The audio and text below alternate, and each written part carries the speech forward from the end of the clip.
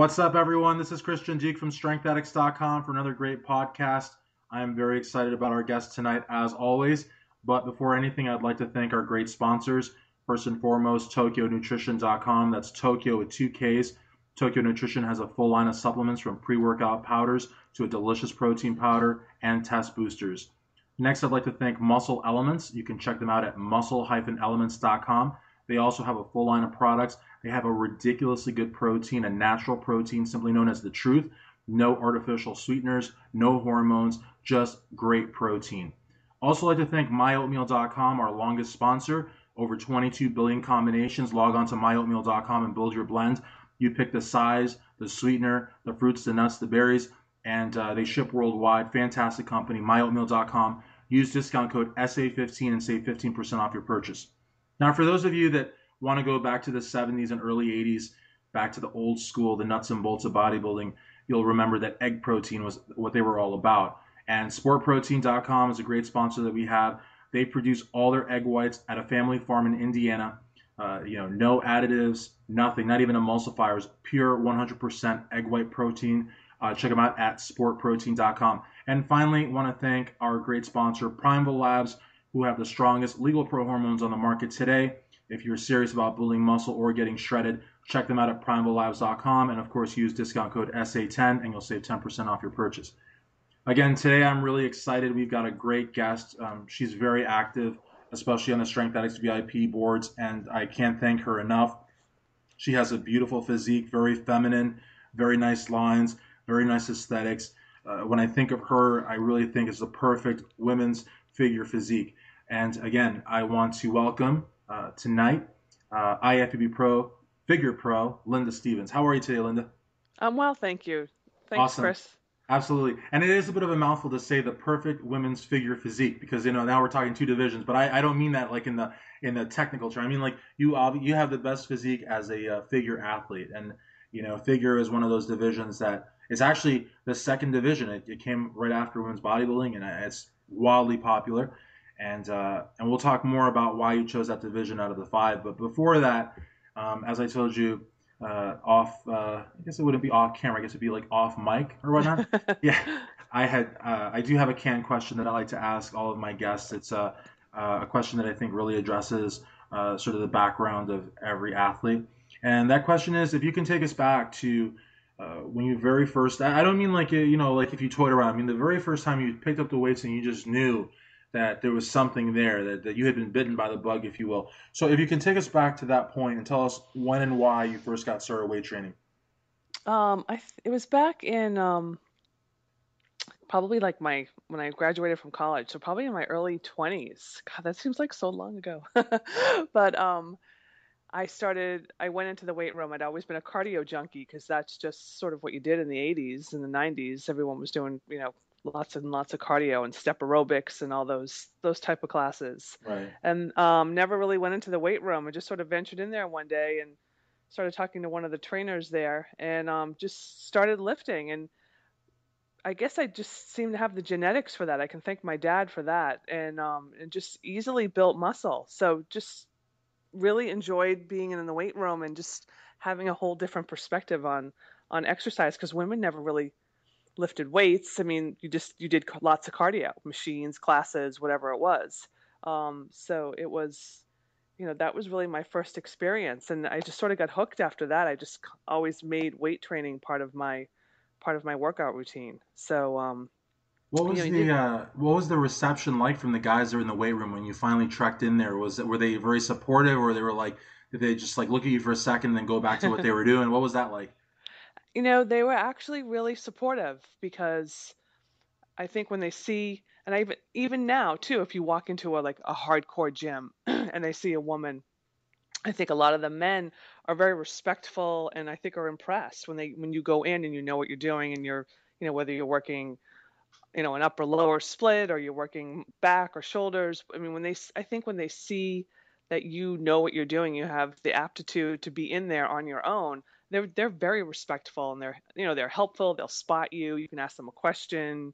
A lot of times, other women will say to me, "Don't you feel uncomfortable or self-conscious being around men and being in the weight room?" And I said, "Absolutely not." I said, "If anything, I love training around other men because it pushes you to work harder. They'll spot you, they'll help you. It's just a lot of camaraderie, and I've never ever felt uncomfortable. Actually, I feel very comfortable being That's in the weight awesome. room with it is. Yeah, I love the sport, and I think and women too, of course. Women are other weightlifting women are always friendly and helpful too, but I'm just saying primarily you see more big guys in the gym. And the gym that I work out at up in New Haven, Powerhouse, the Montanari brothers, that's a great place. There are a lot of women and men up there, but sometimes I'm up there and I'm only the only girl in there working out, and it's just a bunch of big guys. But they all smile, say hi, give you the wink, the nod, and everyone does their thing. So it's fun. I think it's So good you're energy. you're in upstate New York, or where in New York are you? I actually live in Southern Connecticut in Oh, Fairfield. Connecticut. Okay, I yeah. live in Fairfield County, which is about an hour train ride right outside of New York City. And I drive about 40 minutes north into New Haven, which is where the Powerhouse gym is. I But gotta tell you, I like yeah. to train at, and then I also have a couple of gyms down here in my area that I go to also. And I'm a personal trainer down here also. That's So awesome. What I really appreciate that you did is I almost interrupted you there for a second, but you kept talking. That's perfect. That's exactly what we want to do. Because I will try to interrupt. I get very excited. But I will tell you, though, that and at the cost of sounding a little off here, I got to tell you, honestly, the accent, I love it. I couldn't figure out where it was from. I thought at first you sound a little bit don't take this the wrong way. I'm not saying you sound like a guy, but your accent sounds a little bit like Mike Quinn, but he's like from Boston, but you don't have the Boston quite accent, and then you don't quite have that hey Brooklyn A kind of accent. So I didn't know where you were from, but I knew you were from somewhere in the East Coast, Upper East Coast. So that's why I figured upstate New York. I was thinking probably like the Catskills or something, like up in the mountains. I don't know. Um, I actually grew up outside of Boston in a town called Natick, Mass, which is home of Doug Flutie for all the people that are listening that know football and Boston College. that's But awesome. so That's awesome. I grew up right outside of Boston, and then I sort of migrated this way when I went to college, and then I stayed in New York City and worked in New York City for quite some time, and then and Yeah, just stayed living. So I guess you can't take the girl out of New England or whatever that for expression sure, is. for sure. Are you familiar by chance with a place called Brockton? Yes. That's where Mike Quinn is from. It's a tough little town, he was telling me. Okay, So it yeah, is. yeah. So you get in the gym. I mean, you did a lot of cardio, and I remember because like in the '80s, I mean, I was like a little kid or whatever, but not that I'm that young, but I remember in the '80s they had a lot of like Suzanne Summers type stuff and a lot of Richard Simmons. I don't think you ever did Richard Yes. Simmons, and if you did, you wouldn't admit it, I'm sure. No, well, But it's funny that you mentioned that because I think I was in I might have I was still in high school, I think, probably maybe a junior or a senior, and mhm, maybe even a freshman year in college because I went to college in Boston for a little bit. okay. But I did work at a Richard Simmons anatomy asylum and I taught aerobics. Is that funny? That's crazy. I I did. It used was to really love fun him. I used to though. get such a kick out of him. And I wasn't like laughing at him. I hope maybe a little bit, but not totally. But I used to love that he used to have sweating with the oldies and all those VHS tapes. Most people don't know what that is nowadays, VHS tapes. So yeah, they're like these boxes and they had film in them. But anyways, yeah. So you trek into the weight room. You have good success there. You find that people respect you and are helpful. At what point do you decide, okay, now I'm going to take it to the next level and I'm actually going to compete? Well, let's see. I went into the weight room in my early 20s. So, and thought about competing probably in my early 40s. So there's quite a time stretch there, Right. but that's just because I was working. You know what? I had always wanted to compete, and I actually always wanted to be a fitness competitor because I think I love watching the fitness routines. It's one of my They're very favorite things. entertaining, yeah. When I go to a show or if I'm in the show, I always try to catch the fitness girls because I think they're pretty amazing. Hmm. Um, so, but just by working and then getting married and having children, it just, it just never I just didn't have the time to do the training to become fitness. So I think early 40s, my children were in school all day and still, weight training and doing kickboxing and all that stuff. Someone said to me in the gym one day, you should think about competing. One of the trainers at the Equinox I train at here in Darien. And so I said, yeah, I've always thought about it, but never really, it never really came to fruition. And then I decided to go to a show. So I think I went and watched one of the local shows around here. And I remember my husband and I went together, and I remember sitting in the audience watching it, and I leaned over to him and I said, "There's absolutely no way I would ever do that." Right. And and he started laughing and he's like, "You should do it. You look better than most of them. You should totally get up there and do it." And I said, "No way. I could never walk in the shoes. I don't ever see that happening." And then I don't know, a little bit of time went by, maybe a couple months, and I think I kept thinking about it, and I looked at the calendar and I saw Bev Francis Atlantic States, and this was in 2010. I think her show was like in the early summer. Right. And I said to one of the trainers at the gym, I said, this is a show that I'd like to work towards. Would you help, you want to help me get there? And he's like, absolutely. And then we just trained for it and I did it. That's awesome. And I have to say, kudos to your husband too. When you first said that you would think about doing it, and he was so supportive. A lot of husbands, they're very insecure. They don't like they wouldn't be able to, have their wife on stage and getting attention and receiving accolades. So big kudos to him. That's really cool. And I'm sure that also, indirectly probably helped you also to know that you would, have the support from home, Oh, which, definitely. yeah, a lot of people don't have it, and it stinks. Now, what was your career like as an amateur in the MPC? Um, it was, it was fun. It was hard. It was frustrating. It was inspiring. I really learned so much about myself. I was probably an amateur for about five, almost 5 seasons, 5 years. That's really good. I started around 42, and I earned my pro card. Actually, I was 4 years an amateur, and I earned my pro card last, not Labor Day 2015, 14. Sorry. And at what show So was that? that was at the North American show in Pittsburgh, Awesome. which those shows are huge. And Yeah. my, I guess sort of to jump forward a little bit and then I'll go back, but Mm, the 2014 season was crazy because I said to my prep coach, who's also a bodybuilding IFBB pro, Chris Tuttle, I said, these are the shows I want to do. So we started out at a warm up show here, a local show, and then we went Team Universe, we went Masters, we sort of listed out the shows that we were going to do, and I started right away. I broke into the top five, where the previous year, 2013, I was in the top 10, some of the shows, like 13th, 12th, 8th. And it's frustrating because you're like, oh, you're all over the map, and sure. you're trying to dial in and find the look that they want so you can break into the top five and really get noticed. Right. And it really happened in 2014. I went to Team Universe and placed third. I think I placed third. Then I placed third again at Masters. And then I decided to hang on for 6 more weeks, which was really difficult, and go to North Americans and try one more time. And it happened there, which was pretty amazing. So, but being an amateur it's a lot of fun. You meet so many great people along the way, and you really learn, I think, what you're made of, because to go from like show to show to show, season after season after season, it's just so demanding. And even when you're in your off season, it's demanding because you have to, that's where you make the changes. Right. People think, oh, you get to relax now, and it's like, well, no, not really, because your off season is where you're working to make the changes or the improvements so you can bring the package. Then you cut For down, you sure. diet to see what you've done all winter or whatever your off season is. So so it was frustrating because you just everybody looks so good, so you're just really trying to bring the best package that you can. So and I'm very competitive. I'm extremely competitive, but I Right. try to tell myself, enjoy the process, enjoy the Right. journey, you know, the whole experience. But you're like, damn it, I just really just want to win. Yeah. So, like And I have to say too, I mean, the fact that you held your peak for what, another 6 weeks or so, I mean, that's got to be tough. But what I was it, saying also, and I of course want to hear your take on that as well. But as far as holding your peak, because that's not easy to do.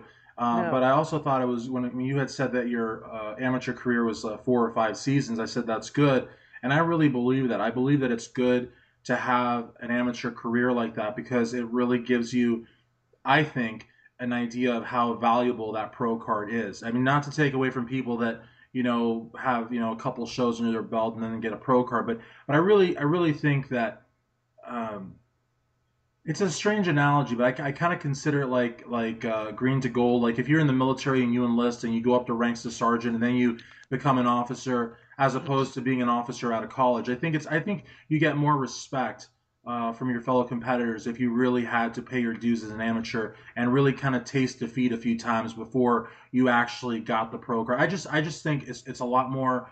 Um, I think there's a lot more credibility behind it. You know what I mean? I think people have more. At least I have more respect for people.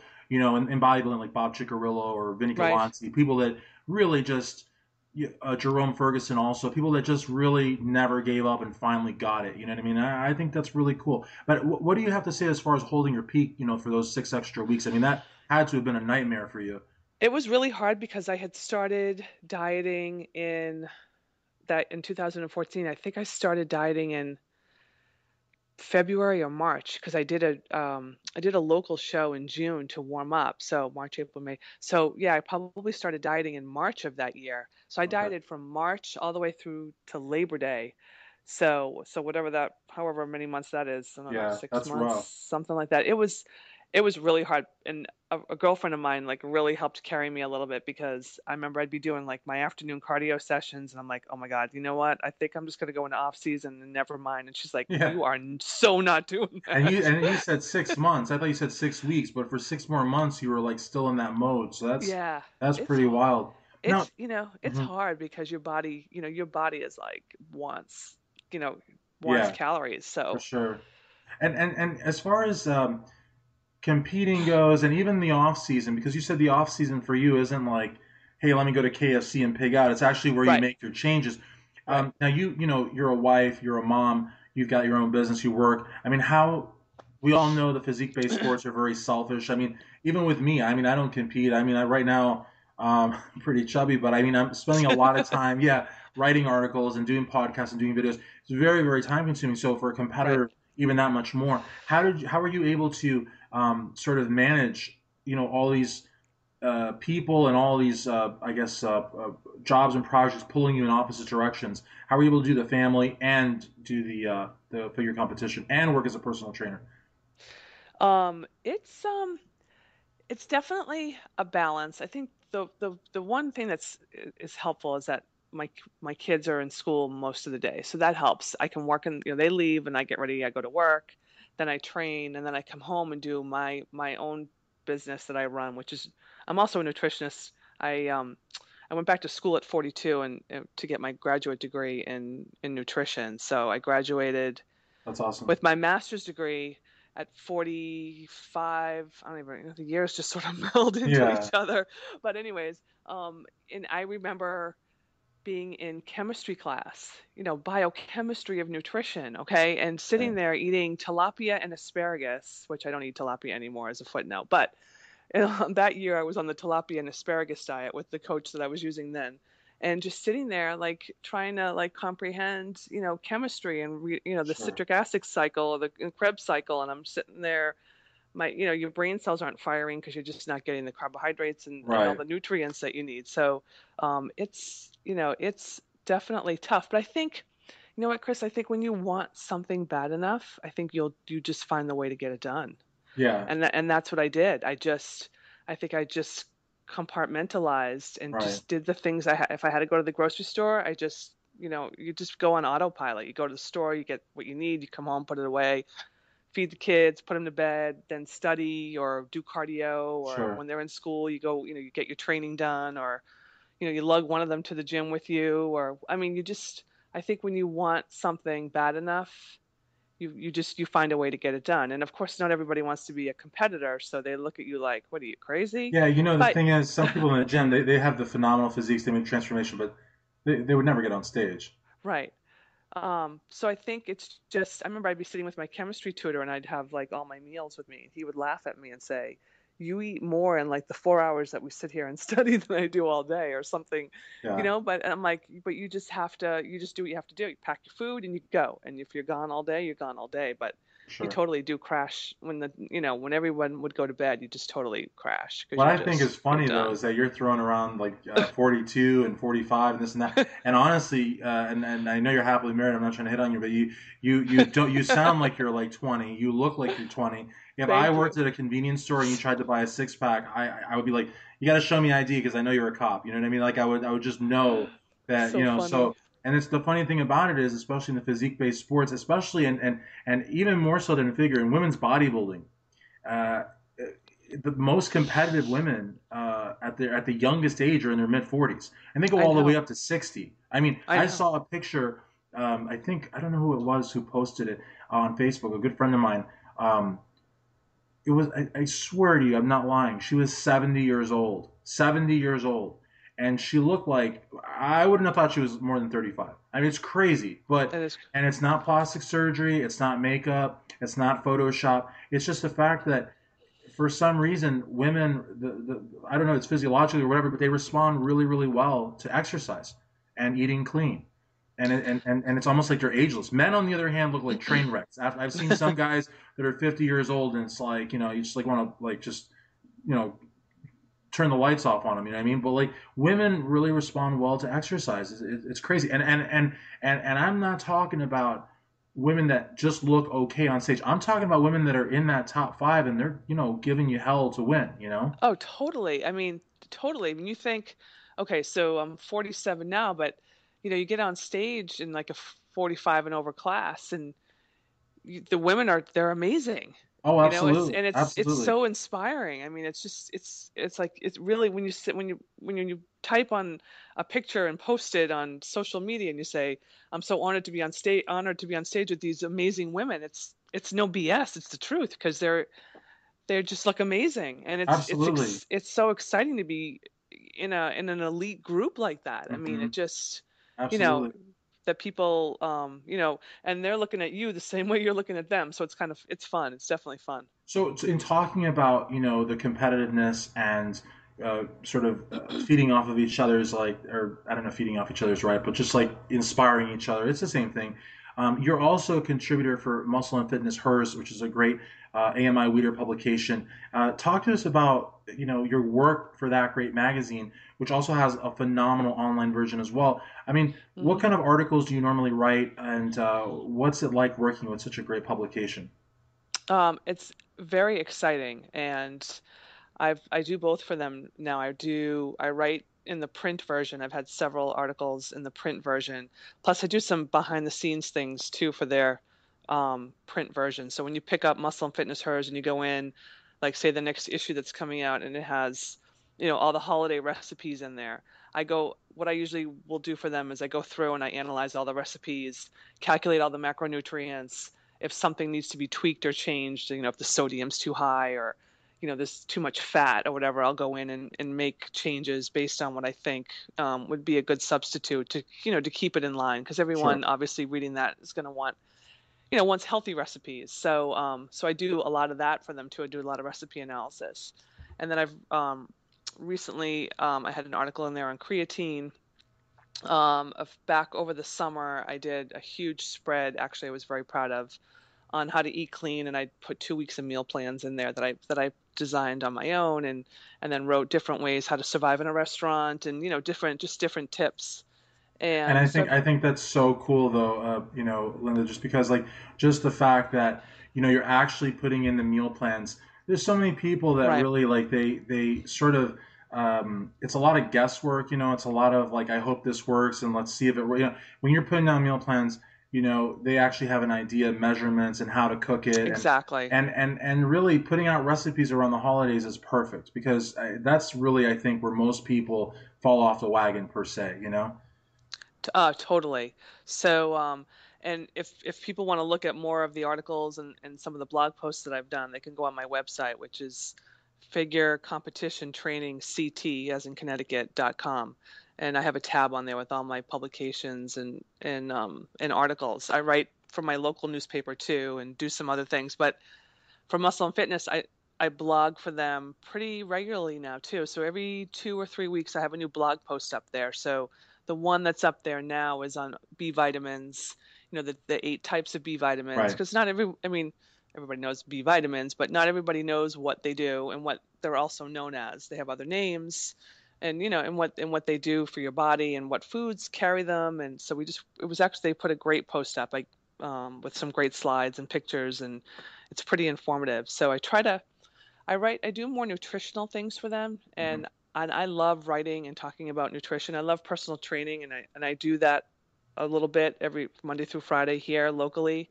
But nutrition is really what gets me excited. They both get me excited, but I love talking about food and and the body and how it works, and Absolutely. what you Now, put when you as soon as you put something in your mouth, what happens as of it. course. Do you So also it's do online personal training or online diets? Do you do that or no? Yes, I do. I do both actually. So I have several clients. I have people that are just want to get in shape and lose weight, and then I have two bikini girls that are competing this weekend at an NPC show in Poughkeepsie. So I've helped I help bikini and figure girls also get ready to compete, or people that are interested in competing. I write diets and programs for them as well. So That's um, awesome. it's fun. It's fun being on the other side of the sport. It's fun being on stage, but it's even more fun when you go to a show and your clients are on stage. It's just such a proud moment. It makes me feel happy and excited. And I I think and I even think even yeah, more than when I get up there. I think I get more excited I watching them totally than. believe you. Yeah. And what I think is so cool too. I mean, if somebody wanted to work with you, and again, this isn't like, like shameless advertising. It's the reality of the matter is that you've got, the masters, so you have the sort of uh, the schooling, right? Right. Then you've Yes. got the real world application. A lot of people have the degrees, but they don't know how to implement it in the real world. You have that because you've got the pro card. And then on top of that, you're recognized for your abilities because you're writing for a premier magazine like Muscle and Fitness Hers. So again, to have you as a prep coach, I mean, it's like you couldn't ask for more. So I think that's phenomenal. Now, as far as your website, figure competition training ct.com, talk to us about actually having that site because I found it to be very user friendly. I found it to be a very modern, sleek look. It's not that, WordPress. I don't have WordPress. Everybody says I should get it because my website's like really like weird looking. It's like I guess from the 90s or something. I don't know what it is, but I just don't want WordPress for the simple matter that everybody else has it, and I just don't want to be like everybody else. Your site is not like everybody else. It's really really interactive and it has so much information and pictures and I guess because everybody is spending so much time on Facebook, Twitter, Instagram, that kind of thing, and you are Right. too. But you also have this great site. So talk to us about figure competition training ct.com and how long you've had it and why you have it. It's probably I've had it for a few years now, and I felt that it was important to sort of showcase what I was about. And I started it probably in my early 40s because I had just started grad school. So I started around 42. So um, I've had it since then, but I really wanted to showcase what I was about, and sort of put out there like my beliefs, things that I've written about, recipes that I love that I've created. Um, People I've competed with. I like putting pictures up of the shows that I did, and how I did, and just so people can see one place where people can go and sort of learn about me if they were interested in working with me either as a personal trainer or a nutritionist. Um, and whether you're a competitor or you're just, you're a A good person that just, transformation, yeah. yeah, just wants to look better, feel better. So without anybody feeling, some people felt like if you have competition pictures on there, you may put off, your normal average person that just wants to get in shape. But I don't feel that way. I feel like if when people look at me or look at my pictures, I always tell them like I choose to take it to that level, but I'm very qualified and capable to help you reach a level of fitness that you want to get to. And Absolutely. and I've never really had anyone say to me that they felt intimidated or uncomfortable, or so I felt like it's just it's a good place I can refer people to learn more about me. I do have Facebook and I do have Twitter and I do have Instagram. Um, and those are all great ways too. But I think my website really goes into a little bit more detail, Absolutely. Yeah, it and you can read does. testimonials. I have a whole testimonial page from clients that I've worked with on so many different levels, and And just so people. about that, that's I'm sorry to interrupt you, but that testimonial section you have is legit. I love it. It's not like those cheesy like testimonials from the '80s, like Bob X from Idaho had this to say. It's not like one of I those. know. So that's pretty cool. I didn't mean to interrupt though. No, that's okay. Cool. But yeah, the testimonial page is great, and I have, you know, a website is a lot of work though. Like I am in the It's process now of trying to update it and split it into like a training, competition, and then a nutrition site. So okay. I'm trying to break it up. I'm working with But my web designer who's yeah. wonderful. So I hope you keep the format though. I mean, or something like it. definitely It's so sweet. I love it. I absolutely love it. I love the. It's sort of like a purple color too. It's like it real. is. I I love love it. I purple. love the whole thing about it. Now, as far as training goes, like you've got like just phenomenal physique, and I can't say enough. I'm a big fan. What's your approach to training now? I know, of course, I'm sure you've learned a lot over the years. What works, Hmm. what doesn't. Are you sort of would you say you're like a high volume type trainer, or do you go for the strength lifts? Because, again, figure, um, when you compete in figure, you actually want muscle. You have muscle and you have cuts, and it's not bodybuilding, but it's also not bikini. So it's okay to build muscle, and you've Right. really done a good job at that. But I think that your look is very true to what figure was supposed to be. So like you're really right where you need to be. So I guess you're cognizant of not overdoing it. You're also aware of training enough. I mean, I guess what's your approach when you go to the gym? What are you trying to accomplish in terms of weight training? When I go to the gym, what I'm trying to accomplish now for to get ready for next year is, um, I'd like to add a little bit more size density to my medial delts. I need to build a little bit more wider lats, a little more lat spread, um, and lower back, and continue to keep hamstrings and glutes, where they are or better. So, I mean, I think figure. I said this to someone the other day. I'm like, figure is like a show. I'm gonna make a T-shirt. I said it says shoulders, back, and booty, because that's kind of what it really comes down to. I mean, Right. they're looking at your shoulder cap, your medial delts. They're looking at your V taper, and when you turn around, they're looking at everything else, your glutes, your hamstrings. So that's kind of my mindset. I try to focus on those three. I mean, I train everything, but I mean, I really try to maybe hit those areas twice a week if possible. So, but I kind of I like where I'm at. I mean, I don't want to get too much bigger because I feel like I still want to be a girl. I still want to look like a girl. Some of the shirts I've put on that I owned last summer, I put them on now and I'm like, okay, not wearing this because I can't move my arms because my back definitely has gotten bigger.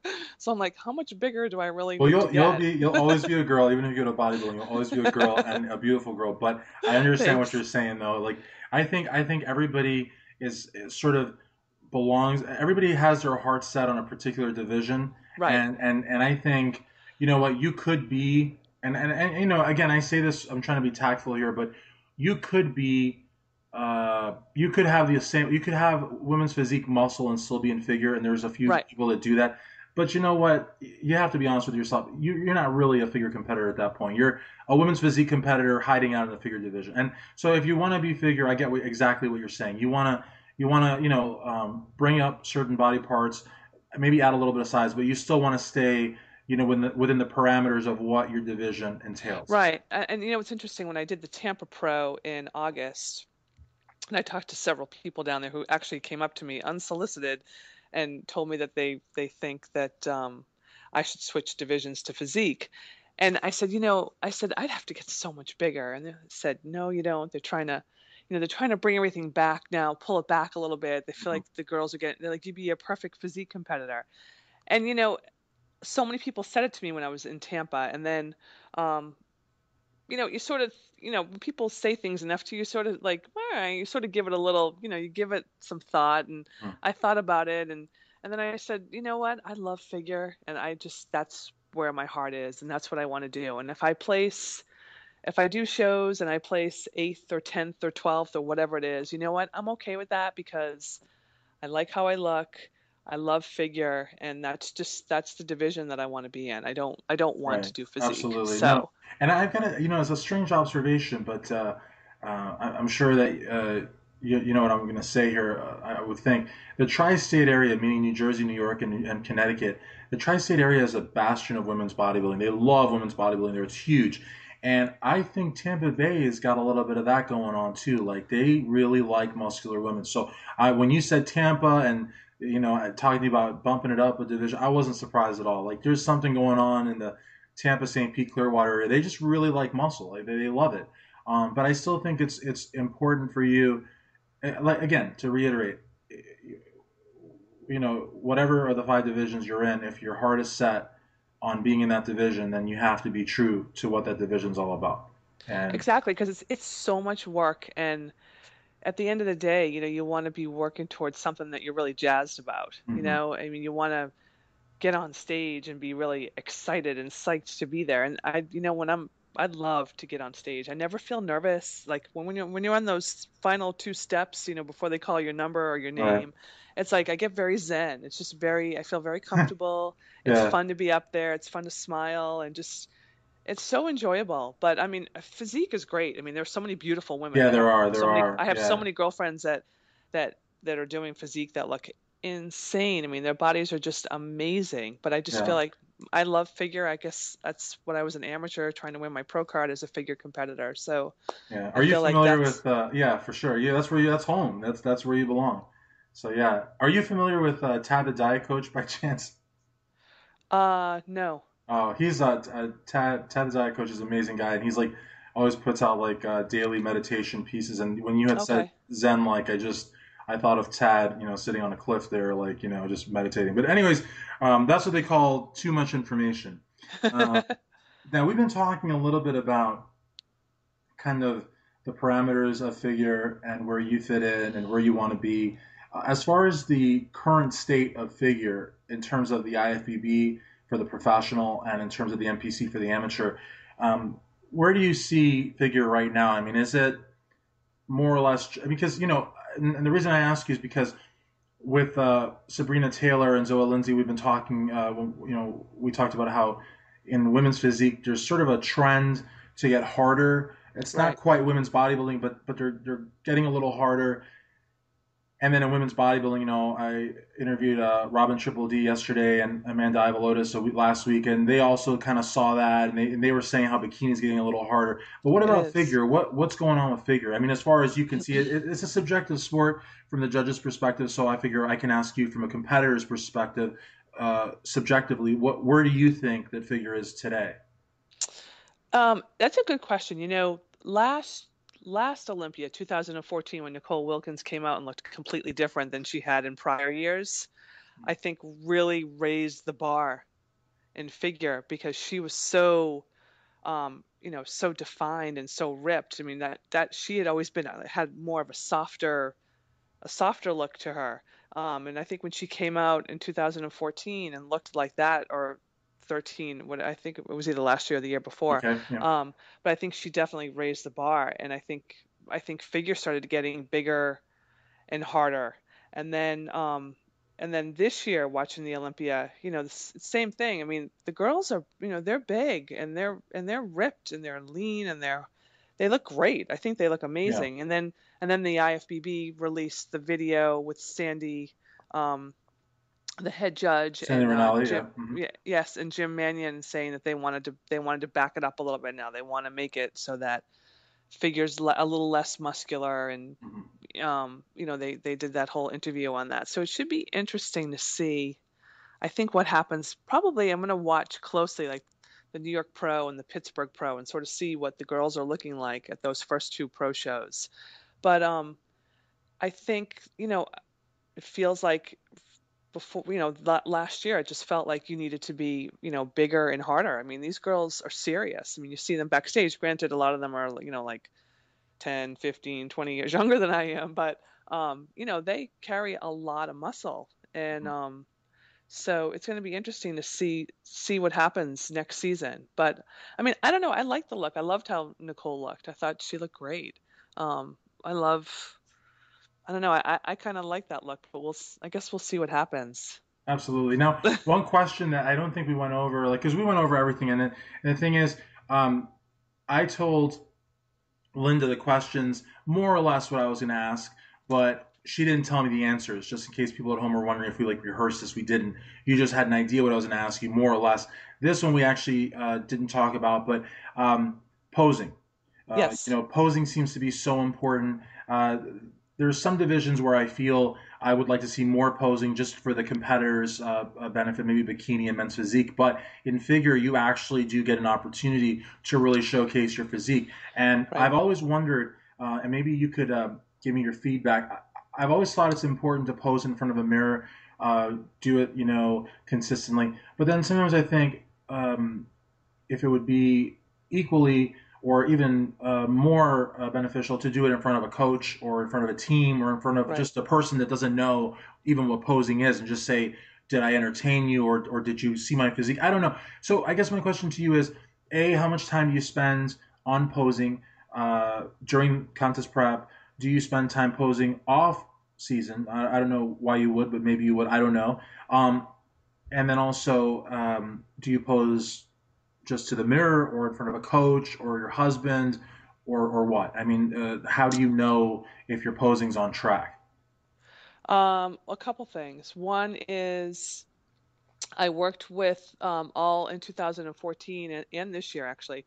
I worked with a posing coach. I worked with Kenny Wallach, which a lot of Yeah, people will know who he of is. course, yeah. So I mean, he's the best at what he does. So he's just got a great eye. And I met him towards the end of 2013, and I worked with him in 14 and this year, and it really made a huge difference. I mean, just I can't even express how much of a Yeah, difference he, it he's made. a huge name, and again, He is. they have, and the other thing I was going to say too is like a lot of times, there are classes offered and seminars offered, Right, and those are great, but to actually have access to a posing coach, right. that's so invaluable, and someone on, at that Of his level, yeah, my gosh, Someone of his caliber, yeah, it was great. I remember the first time he called me and said, "Can you come on?" I think it was New Year's Eve day.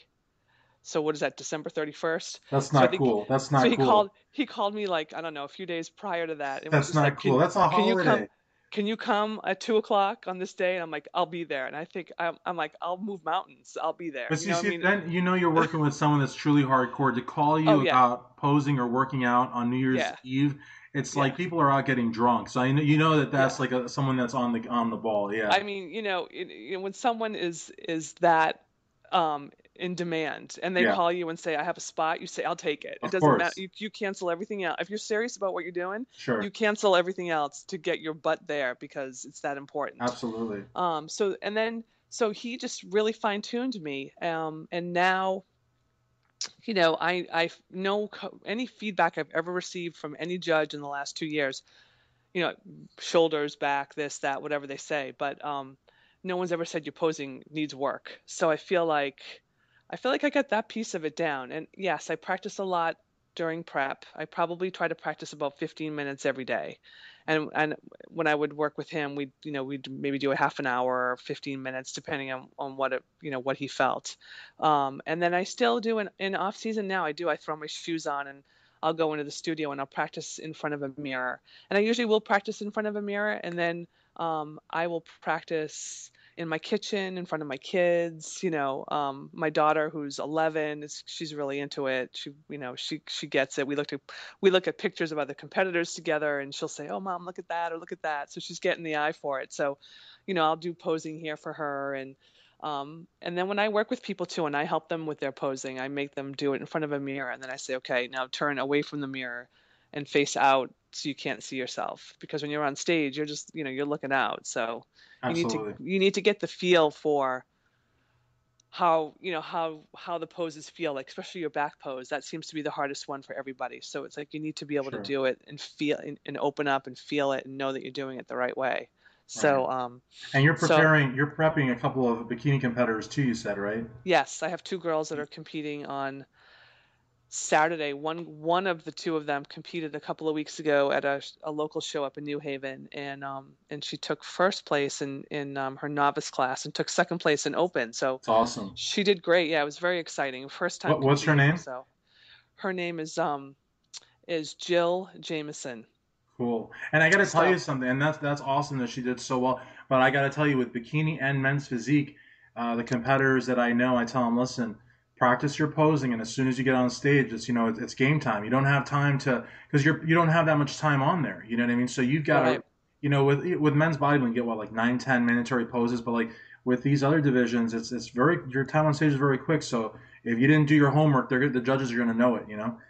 The Um, fun thing too is I get to judge a little bit on the local level. So the Montanari brothers, their powerhouse gym up in New Haven, they have three shows every year. So I've been judging their three shows for the past couple of years, and it's really fun to sit on the other side of the table and see competitors. And when someone, you can tell right away when someone comes out, just by looking at their physique, if they have the right look, and then whether they smile, how they move, and all that. It's really interesting to be on the other side of the table and be able to. Yeah, I want to check out their gym so bad. I've checked out Bev Francis Powerhouse Gym. That's a great Yeah, place. I Yeah. interviewed Akeem Williams there, and I remember when I drove past it like 2 or 3 times, and there's like a little cafe, a little coffee shop in the Hmm. front, and I saw the coffee shop, but I didn't see Bev's, and then and I was cursing on my phone because I'm like, it's not here, it's not here, but then it's in the back of the parking lot. It's nestled right in the back. You got to look Yeah, for it. and when I got there, I didn't want to pull a Pope move, but I wanted to like kneel down and kiss the floor. Like I was I just know. like so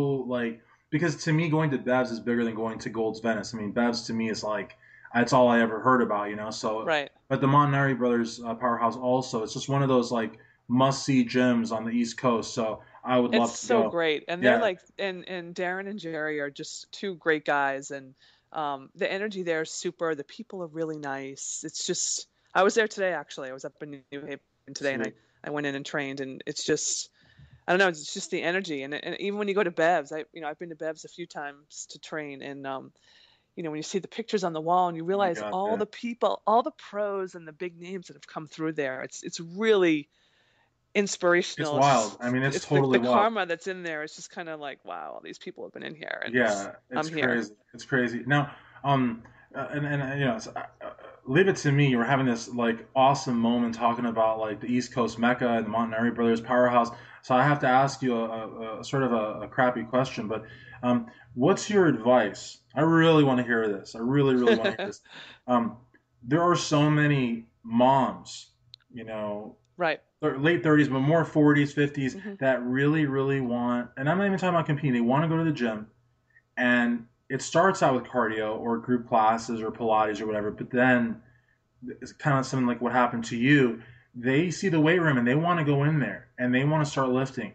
What advice do you have to moms that want to build muscle, but they sort of fear being ostracized sort of by the soccer mom set? They don't want to be like, have people talk behind their back. Right. Because some of these women, and I've heard it before, they will totally act like they don't know you, like just because you want to like have a physique, which to me is so stupid. But what would your advice be to that mom out there? And I don't mean single women. I mean moms, soccer moms, whatever, Right. moms with kids that go to games and they're in the PTA, whatever, that want to go and build a physique, but they're too scared of because of what the other moms will say. What would your advice be to that woman? My advice is that, if it's something that you're passionate about and you want to do it, I tell them, and because I get that a lot too, and I'll say, go, you got to get in there, you got to get started. I mean, you can work with me, or if you belong to a different gym and you're unsure about how to get started, talk to one of the trainers that works there and ask for some advice, or I'll give them a website. There's so many good websites out there that have programs, or there are a couple of books that I like, and I'll recommend those that have pictures, and I'll tell them, pick something from each muscle group. You can see the picture, go in, do it. Um, Sometimes I'll invite them to come and work out with me, and get them in the weight room. And once they start lifting, they feel comfortable, and they start to learn, and then they're able to do it on their own. And I tell people, and I tell my kids the same thing. It's like, it's throughout your whole life, you're going to come up against people that are either going to look at you disapprovingly or not like something that you're wearing Sure. or whatever, not or just whatever, going to judge you based on something. And it's like you have to just put blinders on and forge ahead with what it Sure. is that you want to do for you. But do you And if think? it's Yeah. Sorry. no, I mean if it's going to make you feel good and it's something that you want to do, then you need to go for it. You have to do it. But You can't yeah. worry about what other people are going to think. Exactly. But do you think, I mean, and again, I know your background's in nutrition, but I'm going to ask you to sort of be like a half a psychologist here, but do you think that the other moms that would do the back talking and the ostracizing and all that, do you think it's jealousy or do you think they're intimidated? Because I got to be honest with you, like, and I've seen this myself, I've heard other guys tell me this. I mean, I'm going to give you a scenario, okay? Let's say that there is a mom, for example. I say mom because I'm thinking of like the like high school football game, that kind of thing, right? Right. If there's a mom that's like mid 40s that goes to the gym, has a nice muscular physique, feminine physique, muscular physique, most of the guys are gonna rather look at her than some peroxide Barbie Right. 20-year-old. You know what I mean? So I'm thinking, could it be that the other moms are scared that their husbands are gonna find muscular mom attractive, or is it just downright negative? I mean, what is it? Because I know so many women that are NPC and IFBB pros that go through this, and it's like Right. the other moms won't talk to them. Like it's like they're just like they just it's just the strangest thing. I don't get it. No, I think a lot of times too, I think a lot of it's jealousy, and I think that some people I think don't have the gumption maybe sometimes to follow through on the things that they want to do, and then it's easy to judge somebody else or ostracize somebody else or go with the Sure. crowd, against someone else. And I think a lot of it's jealousy. It's funny sometimes. I mean, I've lived here for so long and everybody kind of knows me and I work in a gym and people come to me for help. So it's hard to use myself as an example and Right. my friends are all really cool. They all get me. They all think it's, they're all like, "Oh yeah, whatever." When I go out with them, they just, we go to a bar and I go up to the bar to order something to drink. I don't drink. I usually get Yeah, a I didn't think seltzer so. or Yeah, whatever. for sure. Yeah. And they're all having their conversations and all of us it's like the EF Hutton commercials. As soon as I go up to the bar, Right. they all stop and start staring at me. I'm like, "What?" And they're like, "Can you just get one drink? Can you just get one drink?" And I'm like, "No, but it's funny. But yeah, people, watch you and For observe sure. you. And sometimes I'll go somewhere and I'll have a tank top on and my daughter will say to me, she's like, "Mom, everybody's staring at you." And I'm like, "I know, whatever. Let's just keep But I going." gotta But tell you though, and I gotta tell you, not to sound weird, but they're not. I would say the vast majority that are staring are doing so admiring you and not like hating on you or looking down. I mean, it's. I think figure.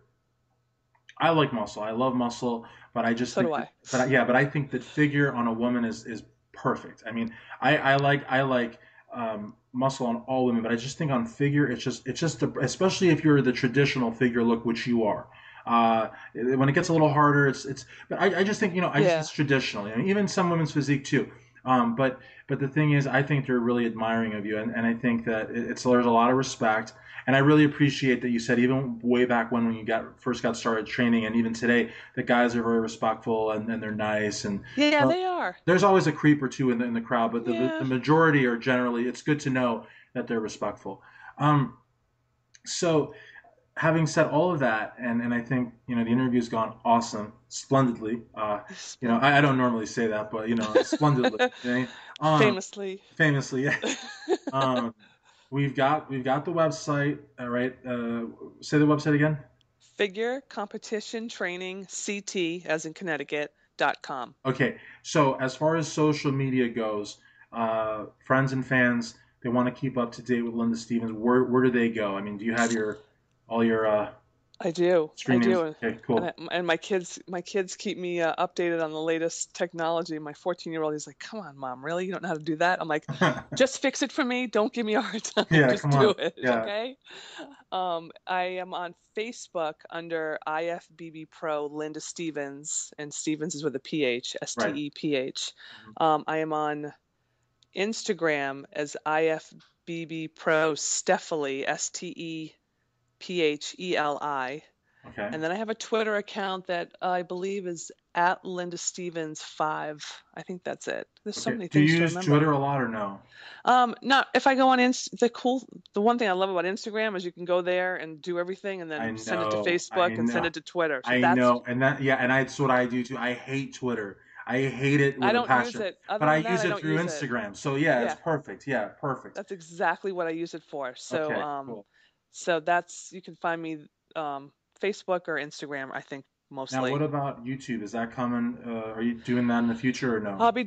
I'm working on that with my web designer and then we're also working on updating the website and and keeping the blog posts out there so everybody can see them but you can go to you go to muscleandfitness.com Right. and then on the top toolbar it'll say hers or muscle and fitness hers and when you click on there click on nutrition and then a lot of my stuff will come up. So Awesome. Well, I'm friends with Robin Chang, who's the VP at AMI, and I'm okay. definitely going to send him this interview because I honestly I think you do great work, and Muscle and Fitness Her is just a phenomenal magazine. I see it at the supermarket, which is great, because a lot of supermarkets, Barnes and Nobles, a lot of those Right. places, they really, they go after that mainstream market that's so important. Muscle and Fitness and Muscle and Fitness Hers, and that's, that really is, I think, where the money's at, and that's where you can really help shape lives and save lives. You know what I mean? Because those magazines are still very much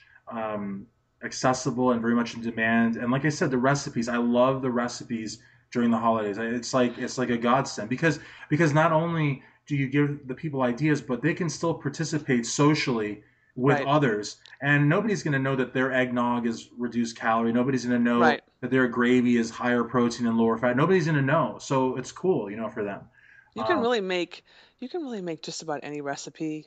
You can always make a healthier version of just about anything now. I mean, and just with all the great products that are out there now, all the coconut milk and all the different sure. products. I mean, you can use so many different things and make recipes, a little bit less so you don't feel like, No, for sure. And what's um, wild, yeah, what's wild is that I'm sorry to keep interjecting or interrupting, same thing. But the other thing that is so good is that they taste good, right. which is like before you could make it look like it, smell like it, maybe, possibly, I don't know, but it tastes, like dirt, but it actually tastes good now. Yeah. So Um, but no, it's definitely fun to write. And if anyone listens, that I'd love to write for Oxygen or some of the other fitness magazines too. So if anybody is listening from those magazines, I'm definitely your girl. So give me a call. for sure, for sure. But I definitely want to. What I'd love to do going forward is continue to help other competitors and then do a lot more writing and sort of become more of a voice on nutrition and training and write for like Strong and Oxygen and maybe Shape and some of the other magazines, even some of like Red Book, some of those too that hit a different demographic. But everybody, you know what? I think really no matter what demographic you fall in, everybody kind of wants to eat better and feel better and look better. I For just sure. No, and it I'm doesn't matter whether you're in the gym or out of the gym yeah, or you're a soccer mom or you're a competitor for or sure. you're working in an office. Everyone always says, "Oh God, I'd love to drop a few pounds and feel better." Yeah. Well, I mean, I'm very fortunate too on Facebook. I'm friends with like a lot of good writers. I'm friends with Ron Harris from Muscular Development. I'm friends with Peter McGuff. I mean, people that I've been reading for years, and they actually like talk to me, which is like phenomenal. They'll give me like a comment here or there for some of my articles, and it's just like it's really unreal. It's awesome. It Um, is. It's fun. and to even know Robin Chang, I mean, just to even like for him to know like my name is like insane because AMI owns what like all the top Right. publications. They own the Mr. Olympia. I mean, come on, it's like it's really cool. So the last question I like to leave for the end, just because I feel it's the most important question, and that is. If you could, Linda, please, thank everyone, that you'd like to for where you are today. I guess I have to initially, first and foremost, thank my family, my husband and my kids, because they're in the trenches. They're in the Absolutely, trenches on the days when I'm hungry and cranky and I'm yelling at them to like pick up their stuff or do their homework or go to bed and they're looking at me like, Mom, go eat something, please. But all right. so they're definitely the three of them are great. They're so supportive and I couldn't do it without them. So that's super important. Of course, my parents, because God knows when my kids were smaller, they came here and spent a lot of time with them so I could go off and compete over 4th of July weekend and all Labor Day weekend and all the important weekends I wasn't around. So, um, so thanking my parents too for the great genetics. And definitely, my contest prep coach and my good friend who I was actually with today for a little while, Chris Tuttle, who's also an IFBB pro, is absolutely amazing. I've learned so much from him. And obviously, my posing coach, Kenny Wallach, can't thank him enough for. Between Chris and Kenny, they were so instrumental in helping me earn my pro card. I really, really give so much credit to both of them because I think they really helped me get there. And just all my friends. I don't really think that I have any fans, but You do. um, you know. I'll tell you something. The fact that you said you don't think you have any, I guarantee that you do. So you do. It's funny because, Chris, I just think of myself, I'm like, I'm just a normal person. I'm like, I go to work, I do laundry, I go grocery shopping, I'm, taking care of my kids and watching other people's kids and going to the school to help out. I'm like, I'm just kind of a regular person, so I Listen, don't really think. I am a fan of yours. So I have one. well, yeah, you have many. I assure you. But yeah, But just my friends that have all stood by me, and yeah, there's been a lot of great people I've met along the way. So I've been very fortunate. I think I've met some really quality people doing this, and it's been a lot of fun. I've had great opportunities like this to talk to people, and um, I love to talk about nutrition and training, and I always tell people when you've had enough, just tell me to shut up because I could right. just keep going forever. But I'm very passionate about what I do, so I really get into it. It never feels like work. I worked on Wall Street before I had kids for about 15 years in equity sales and trading. That was what I did, and that I'd have days and I'd be like, oh, I just do not want to go to work today, but I never feel like that now. I love going to train people. I love sitting down at my laptop, devising a plan for someone or talking to someone about what show they want to do and how they're going to get there and all that. So it's No, fun. It's it's definitely and just the same thing as you said about stage. You're never nervous. You always feel like you're at home up there. You love it. right. So that's awesome. Well, I listen. I really want to thank you so much for taking the time. I know I lied to you. I said the interview would take 20 to 30 minutes, and it's been an hour, and I've loved every minute of it. It's fun. Yeah. Yeah. Thank you. Hopefully we can do this again maybe next year or so. Definitely collaborate a lot online. I want to, anything that you do, please tag me. Definitely, I You will. have me here saying this, so please tag me. Even if you put out like 100 things a week, tag me on all of them. Okay.